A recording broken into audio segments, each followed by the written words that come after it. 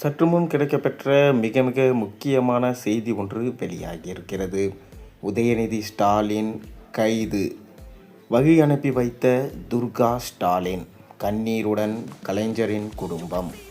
அதாவது 2026 சட்டமன்ற தேர்தலுக்கு திமுக, அதிமுக, விஜயின் தாவேகா, நாம் தமிழர் கட்சி போன்ற 4 முனை போட்டி தற்போது தமிழகத்தில் உருவாகிறது.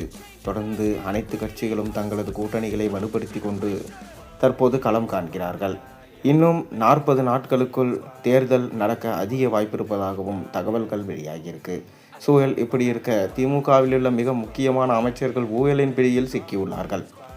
இதில் முக்கியமாக நாம் பார்க்க வேண்டியது என்னவென்றால், பொன்முடியின் கைது நடவடிக்கையின் ஊழல் விவகாரத்தில் சிக்கியுள்ளது பொன்முடி மட்டுமல்ல, ஸ்டாலின் மற்றும் அவரது மகன் உதயநிதி ஸ்டாலினும் தான்.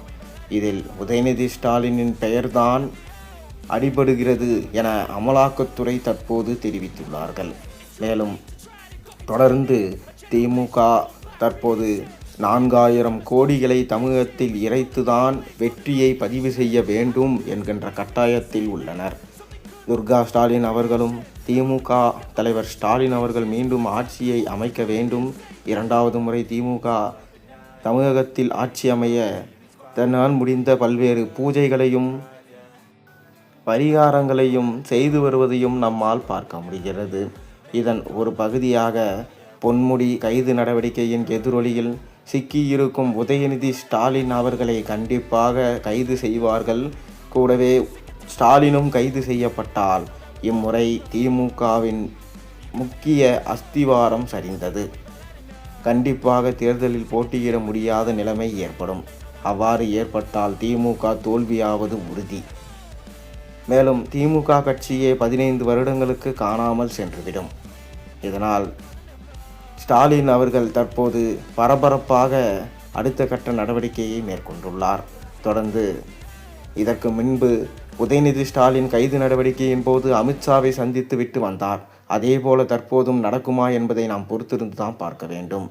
இதுபோல முக்கிய அமைச்சர்கள் ஊழலின் பிடியில் சிக்கியுள்ளது பெரும் சோகத்தையும் அதிர்ச்சியையும் ஏற்படுத்தியுள்ளது.